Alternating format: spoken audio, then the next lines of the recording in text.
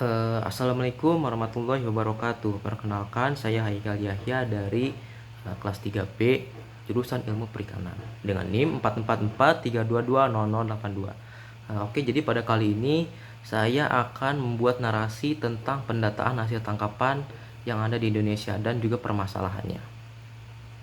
Oke, jadi pertama-tama, apa itu pendataan hasil tangkapan?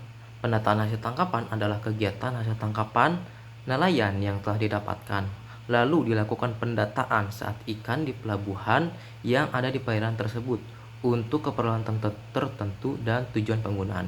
Nah, jadi setiap nelayan sudah melakukan penangkapan di suatu perairan, nelayan tersebut kembali ke pelabuhan yang ada di sekitar perairan tersebut, lalu ikan yang telah didapatkan dibongkar muat di pelabuhan tersebut dan dilakukan pendataan untuk keperluan tertentu dan tujuan penggunaan. Nah, pendataan ini harus tepat dan akurat. Ya, kenapa? Yang tepat itu seperti jenis ikan apa saja yang didapatkan, dan sebagainya. Lalu, dan akurat. Kenapa akurat? Karena cara pengambilan datanya itu seperti apa dan harus sesuai. Nah, kenapa pendataan ini itu harus tepat dan sesuai? Karena tujuan dari dilakukannya pendataan ini seperti keperluan tertentu atau tujuannya itu, contohnya kita dapat mengetahui di suatu perairan tersebut itu terdapat jenis ikan apa saja, dan berat ikannya itu berapa saja, ukuran ikannya itu berapa saja, dan sebagainya. Oke, lanjut dari pembahasan tersebut, mungkin seperti yang kita semua ketahui, nelayan di Indonesia itu sebagian besar hanya masyarakat biasa. Kenapa masyarakat biasa? Maksudnya itu, nelayan di Indonesia itu masih menggunakan perahu-perahu tradisional atau menggunakan alat tangkap yang tradisional juga, dan melakukan pendataannya juga. Bahkan kadang tidak melakukan pendataan, mereka hanya melakukan langsung pendaratan di sebuah pelabuhan, lalu ikan tersebut dijual secara langsung. Oke, berdasarkan hal tersebut, pendataan di sebagian besar pelabuhan perikanan juga menjadi permasalahan saat ini.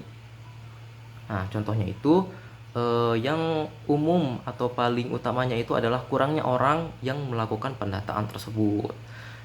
Seperti contohnya itu, jika kita lihat di tahun lalu itu di Pelabuhan Nizam Zahman itu, yang melakukan pendataan itu hanya sekitar 2-3 orang. Nah, sedangkan pada satu harinya itu terkadang ada satu kapal atau dua kapal yang melakukan bongkar muat. Sedangkan yang melakukan pendataan tersebut hanya 2-3 orang itu, dapat kita ketahui mana mungkin pendataan yang dilakukan itu dapat akurat ataupun tepat. Nah, seperti itu.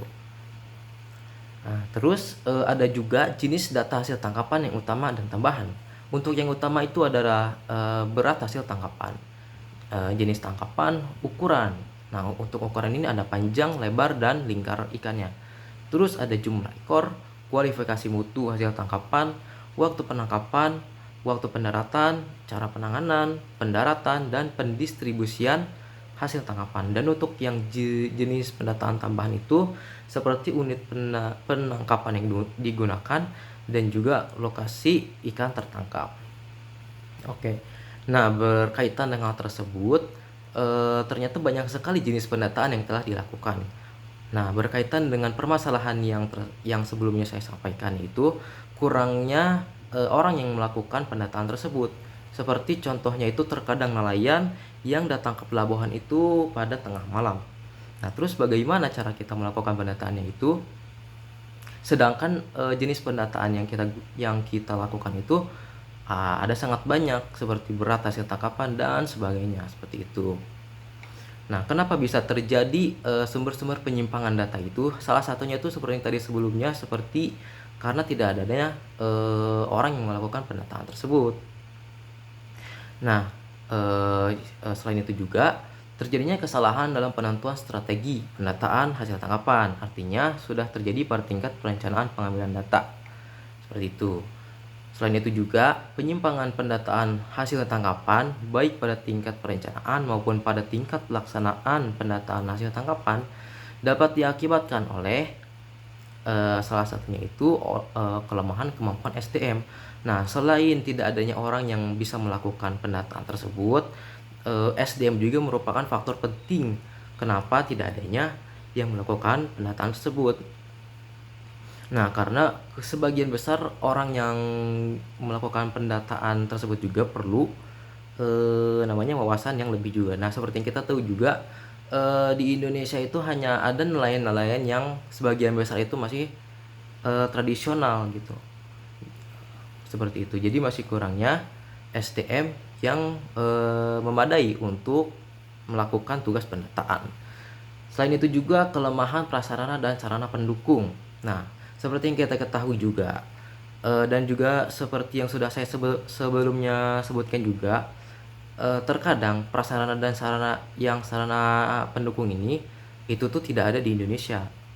Bahkan kapal-kapal yang digunakan oleh nelayan di Indonesia juga sebagian besar hanya kapal tradisional yang masih menggunakan bahan bakar solar, yang mana bahan bakar solar itu sangatlah boros untuk digunakan pada saat ini. Oke, jadi lanjut ke pembahasan selanjutnya itu, kenapa pendataan itu penting? Nah, yang pertama itu karena setelah dilakukan pendataan itu perlu adanya kegiatan distribusi. Nah, fungsi pokok dari distribusi itu sendiri yaitu ada pengangkutan atau transportasi, ada penjualan, ada pembelian, ada penyimpanan, ada pembekuan standar kualitas barang. Nah, mengapa hasil tangkapan perlu didistribusikan? Yang pertama itu produk ikan itu bersifat cepat membusuk atau perishable, yaitu perlu cepat sampai konsumen. Dan yang kedua itu mendapatkan nilai ekonomi. Nah, jadi berdasarkan hal tersebut kita dapat mengetahui kenapa perlu dilakukannya pendataan. Karena setelah dilakukan pendataan kita juga perlu melakukan kegiatan distribusi. Nah, kegiatan distribusi ini itu adalah kegiatan di mana proses ikan itu sampai kepada tangan konsumen. Nah, oke. Jadi eh, untuk strategi yang dapat dilakukan itu menurut saya pribadi terlebih dahulu itu seperti yang kita tahu kan, kita sebagai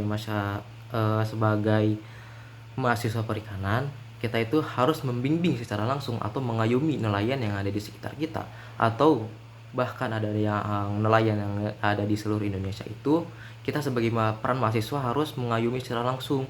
Karena untuk membimbing nelayan-nelayan yang ada sekarang pada saat ini untuk lebih mengetahui bagaimana teknologi yang ada sekarang itu seperti apa, inovasi yang sekarang itu seperti apa, dan bahkan permasalahan yang seperti tadi pendataan itu seperti apa, agar penjualan ke tangan konsumen itu lebih merata. Nah, selain itu juga menurut saya eh, strateginya itu kita melihat bagaimana pendataan dan pendistribusian itu di negara yang maju. Kita analisis secara semuanya bagaimana secara ikan itu pertama dilakukan bongkar muat, bagaimana dilakukannya pendataan, dan juga bagaimana dilakukannya distribusi. Hal-hal itu kita analisis secara satu persatu, lalu selain itu juga kita perlu adanya peran pemerintah dalam membuat program-program seperti pendataan tersebut. Nah, program-program pendataan ini tuh perlu dikembangkan juga oleh pemerintah agar selain mahasiswa juga yang membantu nelayan untuk membuat pendataan yang ada sekarang pada saat ini itu lebih berkembang, peran pemerintah juga dalam membuat program-program seperti pendataan tersebut itu perlu dikembangkan juga seperti itu. Jadi